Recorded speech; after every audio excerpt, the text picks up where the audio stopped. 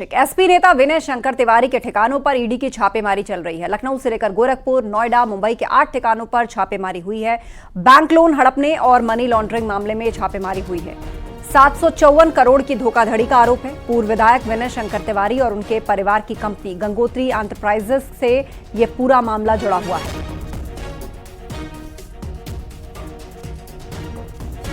तो bank loan हड़पने का आरोप, एसपी के ठिकानों पर एक्शन। लखनऊ, गोरखपुर, नोएडा में ईडी की छापेमारी इस वक्त चल रही है। 8 ठिकानों पर ईडी की रेड इस वक्त की जा रही है।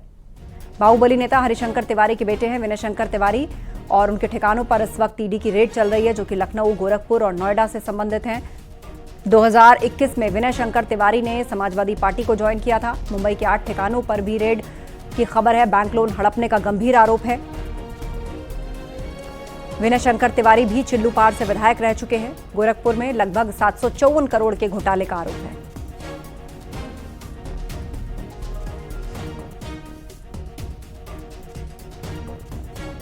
तो तस्वीरें आपको दिखा रहे हैं। विनय शंकर तिवारी के ठिकानों पर ईडी का छापा पड़ा है, जो कि लखनऊ, गोरखपुर और महाराजगंज में स्थित हैं। देश भर में कुल 8 ठिकानों पर ईडी की छापेमारी चल रही है। 754 करोड़ के घोटाले का आरोप है। 2021 में समाजवादी पार्टी ज्वाइन की विनय शंकर तिवारी ने। बैंक लोन हड़पने और मनी लॉन्ड्रिंग मामले में छापेमारी चल रही है। पूर्व विधायक विनय शंकर तिवारी और उनके परिवार की कंपनी गंगोत्री एंटरप्राइजेस से यह पूरा मामला जुड़ा हुआ है।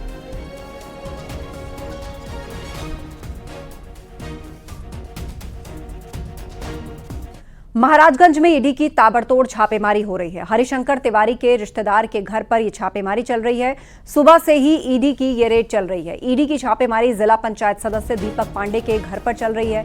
आधा दर्जन अधिकारी जांच पड़ताल कर रहे हैं। गोरखपुर में भी पूर्व विधायक विनय शंकर तिवारी के घर पर छापेमारी चल रही है। तो ईडी का यह ताबड़तोड़ एक्शन चल रहा है। हरिशंकर तिवारी के रिश्तेदार के घर महाराजगंज में छापा पड़ा है। हरिशंकर तिवारी के रिश्तेदार है महाराजगंज में। सुबह से ही ईडी की छापेमारी यहां पर चल रही है। जिला पंचायत सदस्य हैं दीपक पांडे। आधा दर्जन अधिकारी इस वक्त जांच पड़ताल कर रहे हैं। महाराजगंज में ईडी की ताबड़तोड़ छापेमारी चल रही है। हरिशंकर तिवारी के रिश्तेदार के घर यहां छापा पड़ा है। सुबह से ही ईडी की छापेमारी हो रही है।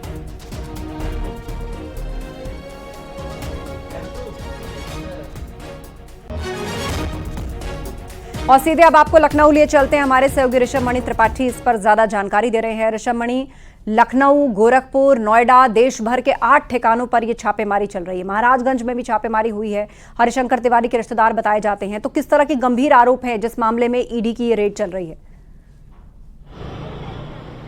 देखिए, पूरा मामला बसपा से विधायक रहे विनय शंकर तिवारी, जो वर्तमान में समाजवादी पार्टी के नेता हैं। उनके पिता हरिशंकर तिवारी उत्तर प्रदेश सरकार में मंत्री रह चुके हैं। पूर्वांचल के बड़े बाहुबली उनको माना जाता था।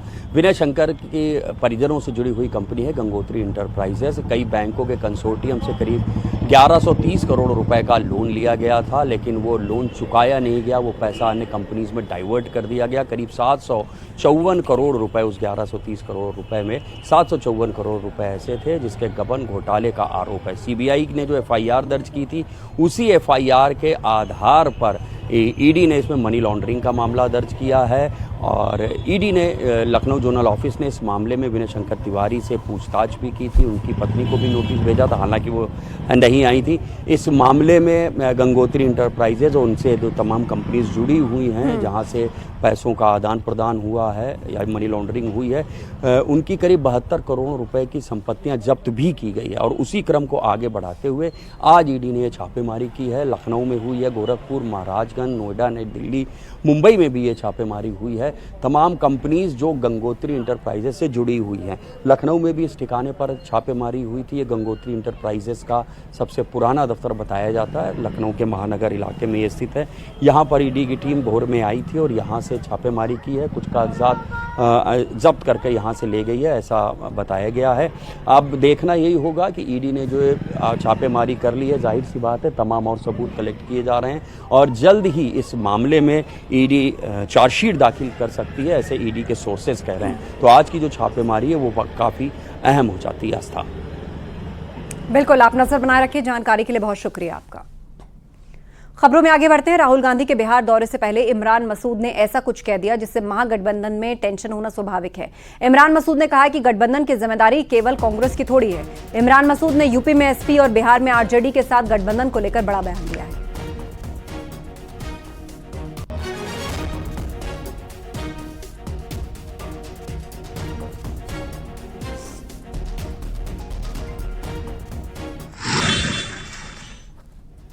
बड़े जहाज पर समंदर के अंदर जब तूफान ज्यादा होता है तो लहरों के थपेड़े छोटी कश्तियों को खा जाते हैं, तो फिर बड़े जहाज की सवारी से ही बाजान बचती है। देखिए, सम्मानजनक सीट तो देनी पड़ेगी इनको।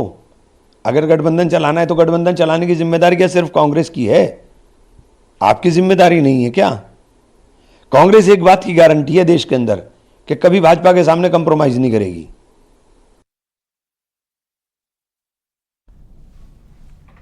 वक्फ कानून का विरोध लगातार जारी है। बीजेपी ने एक बार फिर से विपक्ष को आड़े हाथों लिया। उत्तराखंड वक्फ बोर्ड के अध्यक्ष शादाब शम्स ने कहा कि अगर विरोध करना ही है तो गोल टोपी के बजाय अपनी पार्टी की टोपी लगाकर विरोध करें।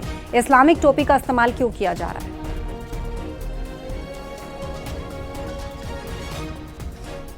विरोध करने वाले खालिस मुसलमान नहीं है, ये पॉलिटिकल मुसलमान है। और पॉलिटिकल मुसलमान में इसलिए कह रहा हूं कि टोपियां बदल के व्यक्ति नहीं बदल जाता, उसका किरदार नहीं बदल जाता। आज कांग्रेस अपने कार्यकर्ताओं को टोपियां पहन के आगे, गोल टोपियां पहना के आगे भेज रही है। समाजवादी पार्टी अपने कार्यकर्ताओं को गोल टोपियां पहना के आगे तो लगता है जो सपा और कांग्रेस के लोग विरोध कर रहे हैं टोपी लगा के, वो मुस्लिम नहीं है। मैंने कहा वो मुस्लिम हैं, लेकिन वो पॉलिटिकल मुस्लिम हैं। और इसलिए हम कह रहे हैं कि कांग्रेस डरपोक या विपक्ष डरपोक दलों की भूमिका ना निभाए। लोकतंत्र में आपने वोट लिया है, अगर उस कम्युनिटी का आप ईमानदारी से साथ देने की कोशिश कर रहे हैं जो आपको वोट दे रही है, तो फिर घबराहट किस बात में? ये लोग जो लगातार विरोध कर रहे हैं, ये अपने झंडे पे विरोध क्यों नहीं कर रहे हैं? ये क्यों घबरा रहे हैं अपना पॉलिटिकल सिंबल दिखाने से? भाई, लाल टोपी वाले लाल टोपी पहन के विरोध करें, अपने कार्यकर्ताओं को लेके आए कि लो हमने लाल टोपी पहनी है, हम सपाई हैं। जो आरजेडी वाले हैं वो अपनी टोपी पहन के आए, अपनी टोपी पे पहन के विरोध करें। जो जिस दल से आता है कांग्रेस के नेता, वो भी सफेद टोपी लगाते हैं, वो भी अपने दल की टोपी पहन के आ गए हैं। लेकिन ये गोल टोपी का सहारा क्यों लिया जा रहा है? क्यों इस लड़ाई को मुस्लिम वर्सेस नॉन मुस्लिम बनाया जा रहा है?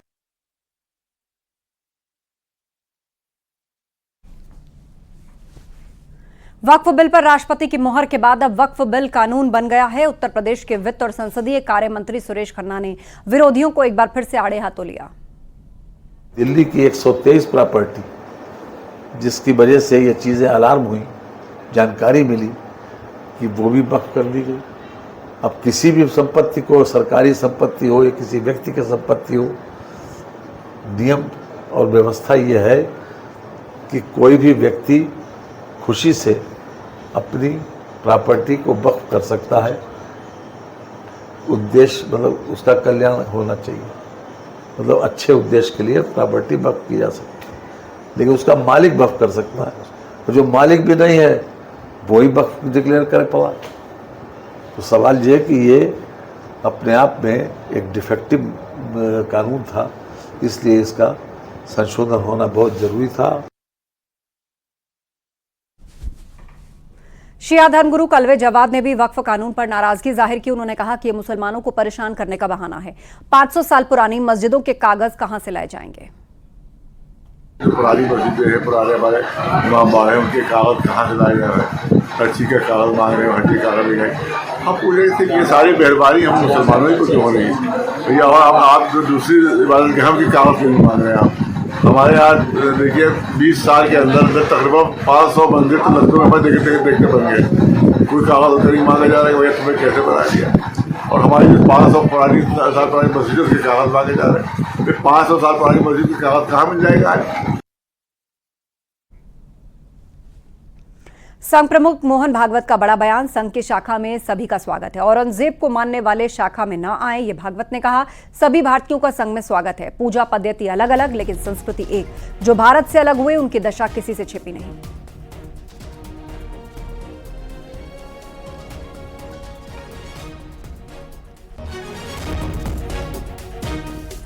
मंत्री सूर्य प्रताप शाही का अवधेश प्रसाद और अखिलेश यादव पर निशाना। मिल्कीपुर सीट हारने के बाद आई सद्बुद्धि, मंत्री सूर्य प्रताप शाही ने बात कही। कल अवधेश प्रसाद ने रामलला के दर्शन किए थे। वोट बैंक के कारण अखिलेश न तो अयोध्या गए न ही मथुरा, ये कहा सूर्य प्रताप शाही ने।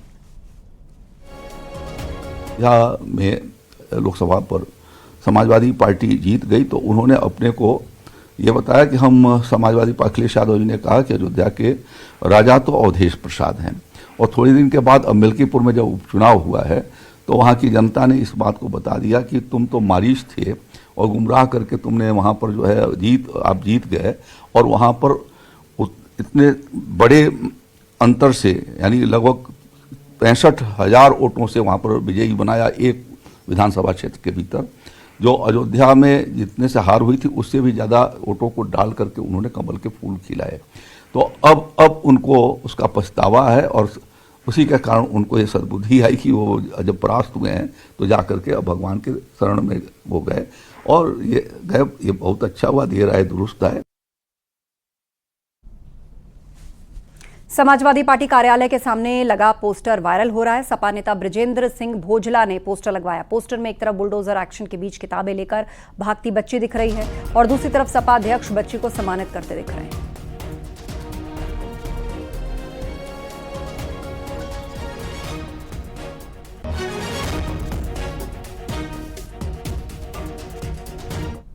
सीएम योगी आज गोरखपुर मदन मोहन मालवीय यूनिवर्सिटी के कार्यक्रम में पहुंचे। यहां सीएम योगी ने 26 शिक्षक और 60 छात्रों को सम्मानित किया।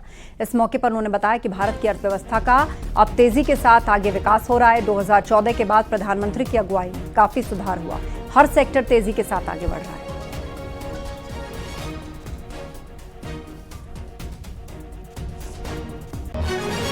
आज दुनिया के सामने भारत अपने आप को साबित कर रहा है, हर भारतीय अपने आप को साबित कर रहा है। प्रधानमंत्री मोदी जी के नेतृत्व में पिछले 10 वर्ष में बदलते हुए भारत को हम सब ने देखा है। हो सकता है इससे पहले भी संभावना थी,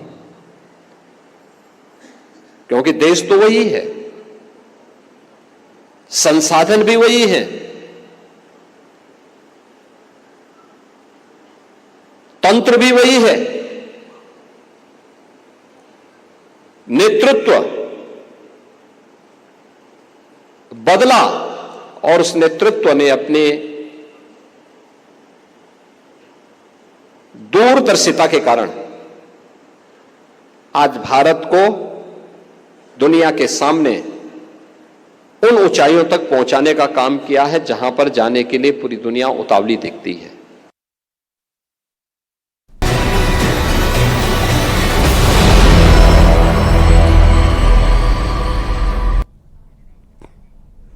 ग्रेटर नोएडा में ऑनलाइन वेज बिरयानी ऑर्डर करने पर चिकन बिरयानी डिलीवर हुई और उसके बाद वेजिटेरियन युवती ने वीडियो जारी करके रेस्टोरेंट पर नवरात्रि में जानबूझकर चिकन बिरयानी भेजने का आरोप लगाया। महिला का वीडियो तेजी से सोशल मीडिया पर वायरल है और बताया जा रहा है कि लखनवी कबाब पराठा नाम से रेस्टोरेंट से 4 अप्रैल को वेज बिरयानी ऑर्डर की गई थी, लेकिन महिला ने 2-3 चम्मच ही बिरयानी खाई तो उसको चिकन दिखा। पूरा मामला थाना बिसरख इलाके का बताया जा रहा है।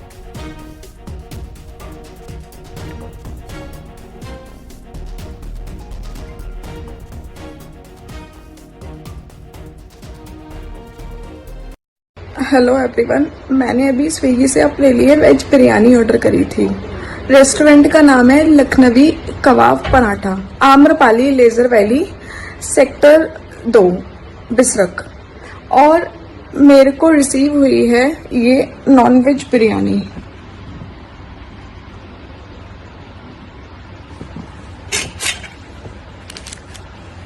ये देखिए, सी, और मैंने इसमें से 1-2 बाइट खा भी ली है। मैं एकदम प्योर वेजिटेरियन लड़की हूँ और नवरात्रों में इन लोगों ने ये नॉनवेज बिरयानी भेजी है। ये जानबूझ के किया गया है, जिसने भी किया है ये जानबूझ के किया गया है। जब वेज बिरयानी मंगाई है तो नॉनवेज भेज कैसे दिया? और ऑर्डर प्लेस करने के बाद तुरंत रेस्टोरेंट बंद हो गया और कोई फोन नहीं लग रहा है, और मैंने ये ऑर्डर स्विगी से मंगाया है। सोशल मीडिया पर एक वीडियो आया जिसमें एक महिला का बोलना था कि उसने एक फूड डिलीवरी ऐप को इस्तेमाल करके जब उसने खाना ऑर्डर किया तो उसने वेज खाना ऑर्डर किया, परंतु उसको नॉनवेज खाने की डिलीवरी हुई। पुलिस ने वीडियो का संज्ञान लिया और रेस्टोरेंट कर्मी को हिरासत में ले लिया गया। पूछताछ के उपरांत आवश्यक विधिक कार्रवाई की जाएगी।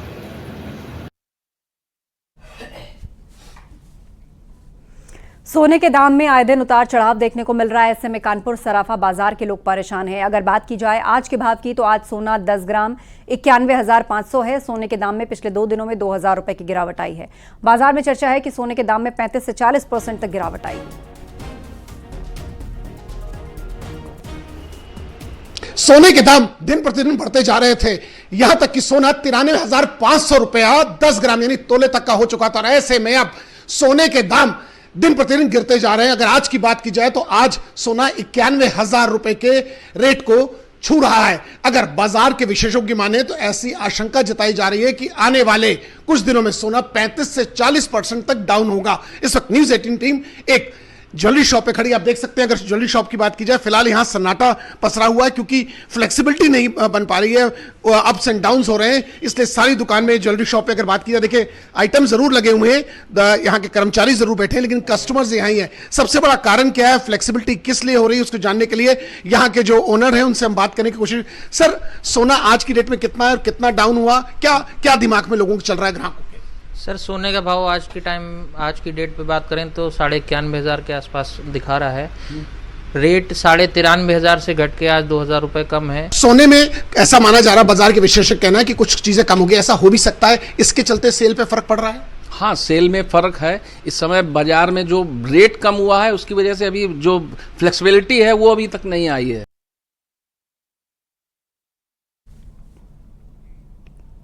अमरोहा में एक महिला पर अपनी 2 भतीजियों को बेचने का आरोप लगाया और बताया जा रहा है कि सगी बुआ ने अपनी ही 2 भतीजियों को 9 लाख रुपए में बुलंदशहर के एक अधेड़ शख्स को बेच दिया।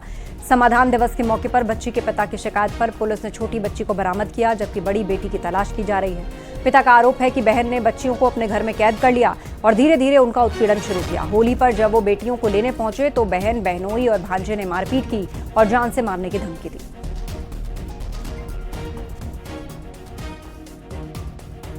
इस प्रार्थना पत्र के आधार पर तत्काल बाल विवाह निषेध अधिनियम के अंतर्गत मुकदमा सुसंगत धाराओं में पंजीकृत किया गया है और खुशी को बरामद करके वन स्टॉप सेंटर और जो CWC है उसके समक्ष प्रस्तुत करके विधिक कार्रवाई अमल में लाई जा रही है।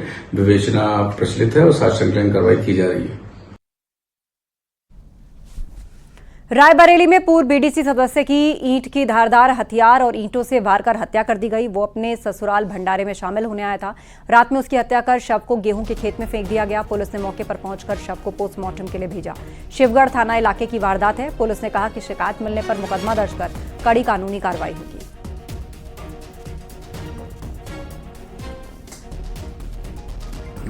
ये हत्या की गई है और बाकी जो मृत्यु का जो स्पष्ट कारण है वो पोस्टमार्टम से ही हत्या का मतलब जी धारदार हथियार से या फिर और इनकी जो प्रथम दृष्टया हम लोगों ने हत्या के कारण की तलाश कर रहे हैं और PM आने के बाद हत्या का कारण का पता चलेगा। हत्या की गई है, इसीलिए सुसंगत धाराओं में अभियोग पंजीकृत किया जाएगा और शीघ्र ही घटना का अनावरण किया जाएगा।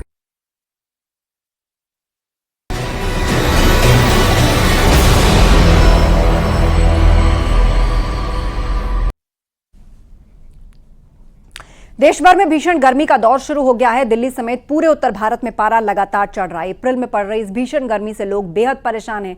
मौसम विभाग के मुताबिक आने वाले हफ्ते में भीषण गर्मी और लू का प्रकोप देखने को मिलेगा। मौसम विभाग की ओर से जारी अलर्ट में कहा गया कि राजस्थान से लेकर हरियाणा, चंडीगढ़, दिल्ली, मध्य प्रदेश और वेस्ट यूपी में हीट वेव देखने को मिलेगी।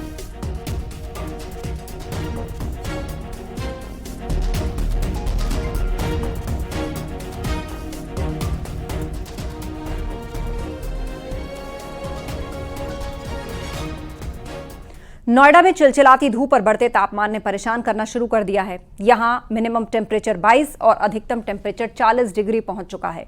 इस बीच मौसम विभाग ने गर्मी को लेकर येलो अलर्ट जारी किया। आलम यह है कि गर्मी के असर के चलते न्यूनतम तापमान में भी काफी बढ़ोतरी हुई है। पिछले एक हफ्ते में एवरेज न्यूनतम तापमान 21 और अधिकतम तापमान 39 डिग्री रहा।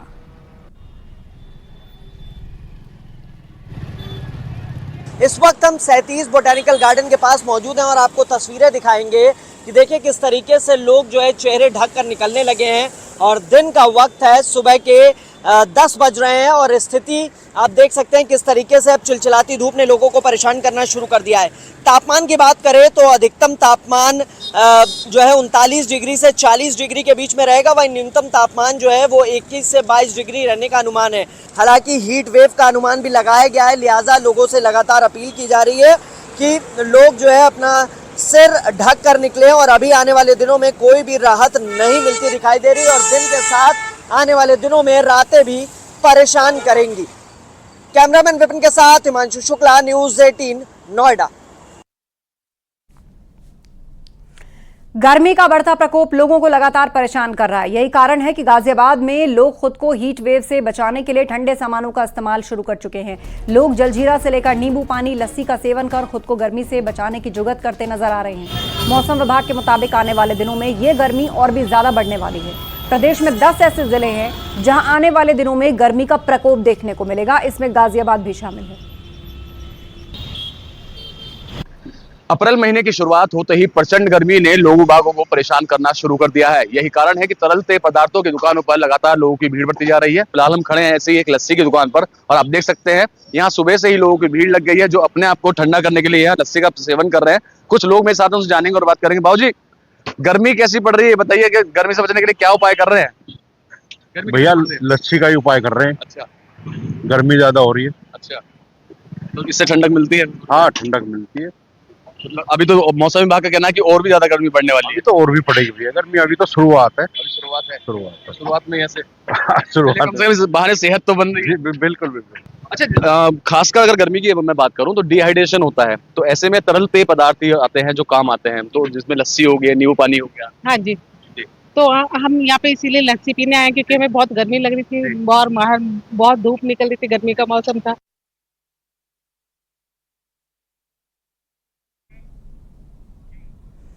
और वक्त एक ब्रेक का है, लेकिन ब्रेक पर जाने से पहले आपको बता दें भविष्य भारत का है और न्यूज़ 18 राइजिंग भारत समिट 2025 है वो जगह जहां ग्लोबल लीडर्स और विजनरीज आपको दिखाएंगे आगे बढ़ने का रास्ता। जरूर आए 8 और 9 अप्रैल को भारत मंडपम नई दिल्ली में, बने इस खास इवेंट का हिस्सा जहां नए आइडियाज भारत के भविष्य को नई दिशा देंगे। आज ही रजिस्टर करें www.news18features.com/राइजिंग भारत समिट पर।